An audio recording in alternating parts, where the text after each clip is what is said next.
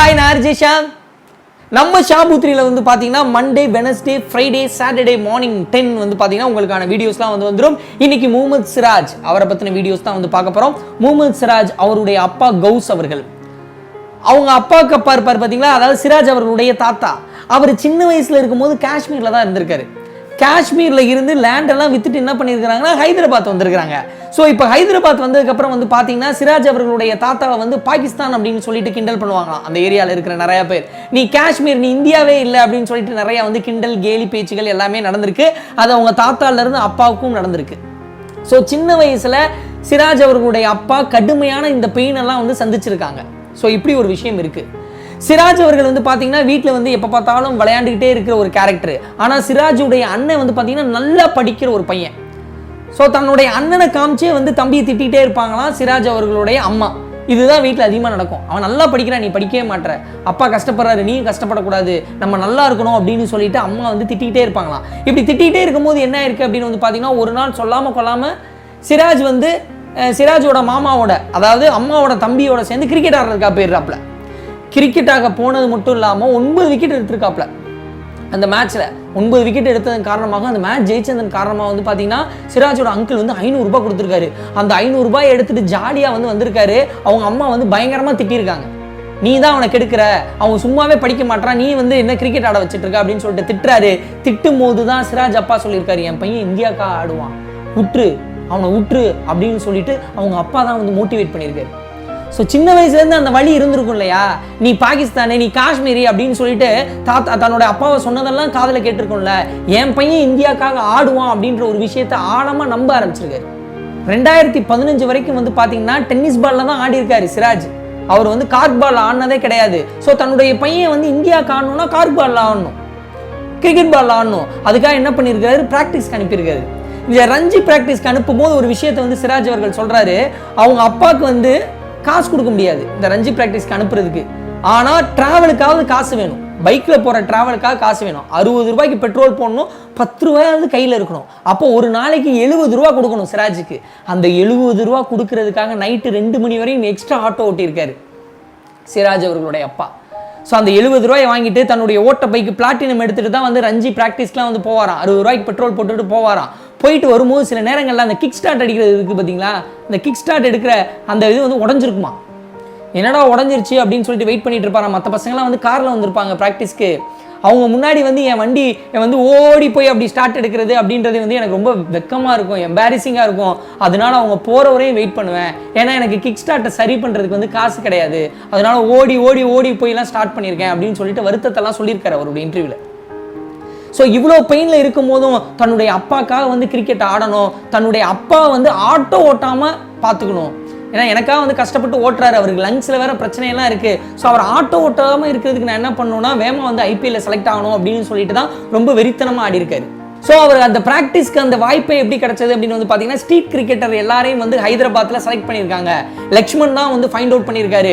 அப்படி find out பண்ணும்போது தான் முகமது சிராஜ் வந்து சூப்பராக டென்னிஸ் பாலில் போடுறாரு அப்படின்னு சொல்லிட்டு ரஞ்சிக்கு ப்ராக்டிஸ் வந்திருக்கு. ரஞ்சியில் அவர் ஆடின முதல் வருஷத்துலேயே வந்து பார்த்தீங்கன்னா 41 விக்கெட் எடுத்திருக்காரு. 41 விக்கெட் எடுத்ததுக்கப்புறம் வந்து பார்த்தீங்கன்னா சன்ரைசர்ஸ் ஹைதராபாத் அப்படின்ற டீமுக்காக 2.6 கோடிக்கு செலக்ட் பண்ணியிருக்காங்க. செலக்ட் பண்ணோடனே அந்த நியூஸ் வருது. வந்தோடனே எல்லாரும் வந்து மாலைகள்லாம் போடுறாங்க. சிராஜ் தனக்கு போடப்பட்ட மாலைகள்லாம் எடுத்து கலட்டி தன்னுடைய அப்பாவுக்கு போட்டிருப்பாரு. ஸோ எல்லாரும் வந்து என் பையன் செலக்ட் ஆகிட்டான்னு சொல்லும்போது அவங்க பிரதர் கூட சொல்லியிருக்காரு, தம்பி எவ்வளோ காசு கொடுத்து வாங்கியிருக்காங்க தெரியுமாப்பா அப்படின்னு கேட்கும்போது சிராஜோட அப்பா என்ன சொல்லியிருக்காருன்னா, எவ்வளோ காசுனாலும் பரவாயில்ல, என் பையன் செலக்ட் ஆகிட்டான் அப்படின்ற விஷயத்தை தான் சொல்லியிருக்காரு. ஸோ இந்த விஷயத்தை சொன்னதுக்கப்புறம் என்ன ஆகுது அப்படின்னு வந்து பார்த்தீங்கன்னா சிராஜ் முதல்ல போட்ட கட்டளை, அப்பா நீ இனிமேல் ஆட்டோ ஓட்டக்கூடாது அப்படின்றது தான். அது மட்டும் இல்லாமல் ஐபிஎல்ல செலக்ட் ஆன நிறைய பசங்க முதல் வேலையாக என்ன பண்ணாங்கன்னா கார் வாங்கினாங்க. நிறைய கிரிக்கெட்டர்ஸ் வந்து பார்த்தீங்கன்னா யங் கிரிக்கெட்டர் புதுசாக வாங்கின காரெல்லாம் அவங்களுடைய இன்ஸ்டாவில் போட்டுக்கிட்டாங்க, காஸ்ட்லியான வாட்சஸ்லாம் வாங்கினாங்க. ஆனால் தன்னுடைய ஐபிஎல்ல ஏலம் எடுத்து வந்த காசில் முதல் முறையாக அவர் வீடு வாங்கி கொடுத்தாரு தன்னுடைய அப்பாவுக்கு. தன்னுடைய அப்பாவுக்கும் அம்மாவுக்கும் ஒரு நல்ல வீட்டில் அவங்கள வாழ வைக்கணும், சந்து பந்துன்னு வாழ்ந்துட்டு இருக்கோம் அப்படின்னு சொல்லிட்டு தனக்கான அடையாளத்தை ஒரு வீட்டை வந்து தன்னுடைய அப்பாவுக்காக யங் ஏஜ்லேயே வாங்கியிருக்காரு. வாங்கினது மட்டும் இல்லாமல் 2018 இந்த இன்சிடென்ட் எனக்கு வந்து விராட் கோலியை நிறைய இடங்களில் ரொம்ப பிடிக்கும். இந்த இன்சிடென்ட்ல அவ்வளோ பிடிச்சிருந்தது. 2018 பெங்களூர் டீமுக்காக வந்து சிராஜ் வந்து விளையாடுறாப்புல. ஸோ பெங்களூர் டீமுக்காக சிராஜ் வந்து விளையாடும் போது அப்போ தான் ஃபஸ்ட்டு வராரு. ரொம்ப யங் பிளேயர் இல்லையா?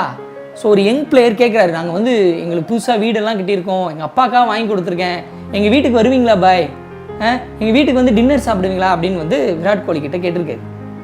புது பையன், பெரிய பிளேயர்லாம் அது கிடையாது, சின்ன பையன் தான். அவர் கூப்பிட்றாரு. அந்த டைமில் வந்து விராட் கோலி பார்த்தீங்கன்னா வெறித்தனமான டயட்டில் இருந்தார். அவர் பிரியாணிலாம் சாப்பிடவே மாட்டார். ஹைதராபாத் போனால் பிரியாணி தான் கொடுப்பாங்கன்னு தெரியும். அதனால் டக்குனு இவர் என்ன சொல்கிறாருன்னா, பேக் போன் பெயினாக இருக்குது, நாளைக்கு வேறு மேட்ச் இருக்குது, நான் வரல அப்படின்னு சொல்லிடுறாரு. ஆனால் இறங்கின உடனே சிராஜுக்கு தெரியாமலே பார்த்திவ் பட்டேல், அதுக்கப்புறம் வந்து பார்த்தீங்கன்னா மன்தீப் சிங், இவரெல்லாம் கூப்பிட்டுட்டு விராட் கோலி சர்ப்ரைஸாக போயிருப்பார். சர்ப்ரைஸாக போன அன்னைக்கு கட்டி பிடிச்சி கதறி எழுதிருக்காப்புல முகமது சிராஜ். பையா நான் இதை எதிர்பார்க்கவே இல்லை அப்படின்னு சொல்லிட்டு அது இன்ஸ்டாகிராம்லலாம் வந்திருக்கும். போனது மட்டும் இல்லாமல் அவங்க அப்பாலேருந்து ஃபேமிலியிலேருந்து எல்லாரோடையும் ஃபோட்டோஸ் எடுத்திருப்பாரு, செல்ஃபி எடுத்திருப்பாரு. எனக்கு தெரிஞ்சு விராட் கோலி மனசில் ஓடி இருக்கும், என்னுடைய அப்பாக்காக நான் வந்து வீடு வாங்கி கொடுக்கல, ஆனால் இவர் இந்த பையன் சம்பாதிச்ச முதல் சம்பாத்தியத்தில் அப்பாக்காக வீடு வாங்கி கொடுத்துருக்கான், அந்த வீட்டை போய் பார்க்கணும், அவங்க அப்பாவை போய் பார்க்கணும்னு தோணியிருக்கும். அதனால தான் விராட் கோலி வந்து போயிருக்காரு. அது மட்டும் இல்லாமல் லாஸ்ட் 2 வருஷத்தில் அதிகமாக ட்ரால் செய்யப்பட்ட ஒரு கிரிக்கெட்டர் யார் அப்படின்னு வந்து பார்த்தீங்கன்னா முகமது சிராஜ் அவர்கள் தான்.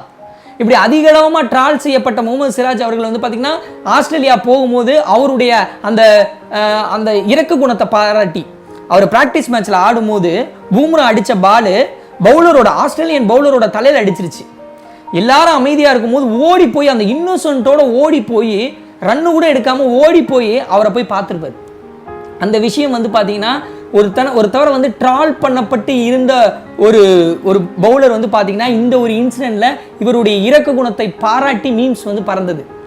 அந்த மீம்ஸை பற்றி சொல்லும் போது சிராஜுடைய பிரதர் என்ன சொல்றாருன்னா, இதுக்கெல்லாம் காரணம் என்னுடைய அப்பா தான். என்னுடைய அப்பா வந்து ஒரு ஆட்டோ டிரைவர் தான், ஆனால் ரோட்ல யாராவது அடிபட்டு கிடந்தாங்கன்னா உடனே தூக்கிட்டு போயிடுவாரு. சின்ன வயசுலேருந்து இதை நாங்கள் பார்த்துருக்கோம். அந்த டைமில் வந்து என்ன வேலையாக இருந்தாலும் இல்லை அவங்கள போய் ஹாஸ்பிட்டலில் போய் விட்டுருவோம் அப்படின்னு சொல்லிட்டு தைரியமாக ஹாஸ்பிட்டலில் போய் விட்டுட்டு தான் மற்ற வேலையெல்லாம் பார்ப்பாரு. எங்கள் அப்பாவுடைய அந்த இறக்க குணம் தான் என் தம்பிக்கு வந்திருக்கு அப்படின்னு வந்து சொல்கிறாரு. அது மட்டும் இல்லாமல் அவங்க அப்பா இறந்த அன்னைக்கு ஆஸ்திரேலியாவில் இருக்காரு. 24 நாள் கழிச்சு தான் அடுத்த மேட்சே இருக்க போகுது. அந்த மேட்ச்சில் இவர் ஆடுவாரானே தெரில. அந்த டைமில் பிசிசிஐ என்ன சொன்னாங்கன்னா, விராட் கோலி என்ன சொன்னாங்கன்னா, நாங்கள் டிக்கெட் போடுறோம், நீ வேணா ஊருக்கு போ அப்படின்னு தான் சொன்னாங்க. அந்த டைமில் அவங்க அம்மா கிட்ட ஃபோன் பண்ணியிருக்காரு. அம்மா கிட்ட ஃபோன் பண்ணும்போது அம்மா சொல்லியிருக்காங்க, அப்பாவுடைய எண்ணம் என்ன அப்படின்னு வந்து பார்த்தோன்னா, நீ இந்தியன் டீமுக்காக ஆடணும் அப்படின்றது தான். ஸோ அப்பாவுடைய கனவு அதுதான். ஸோ அதனால நீ அங்கேயே இரு, நீ வரணுன்ற அவசியம் இல்லை அப்படின்னு வந்து சொல்கிறாங்க. ஸோ இது எல்லாம் அவருடைய மனசில் ஓடி இருக்கு.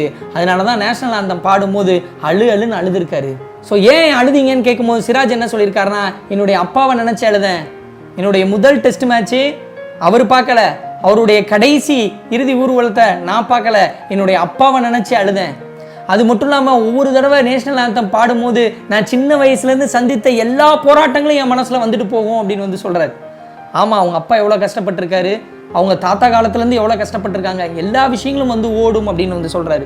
அது மட்டும் இல்லாமல் தேசிய கீதத்துக்கு அவர் அழுத இந்த விஷயத்தை பார்த்து இந்தியா ஃபுல்லாக மீம் பாராட்டி அவருக்காக மீம் போட்டுப்பட்டிருக்கு.